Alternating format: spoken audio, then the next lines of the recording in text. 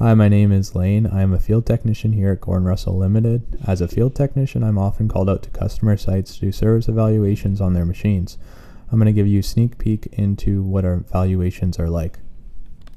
Right here in this video, I am measuring the rail wheels. I'm measuring them for height, width, and tread depth to see if they are still to our safety standards. And here I am just measuring the brake rotors to ensure that they are still to spec and we don't have any issues there. And moving on to the hydraulic pressure testing, I am testing the traverse for the couplers, I am testing the lift for the couplers, and the whole system pressure. And I'm now using my Cummins Insight along with my Cummins Inline 7 adapter to connect to this machine and do a scan.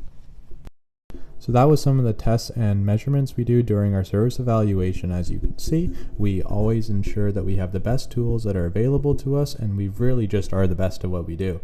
For all of your railcar mover service inquiries, steel and or rubber tires, remember to choose Gordon Russell.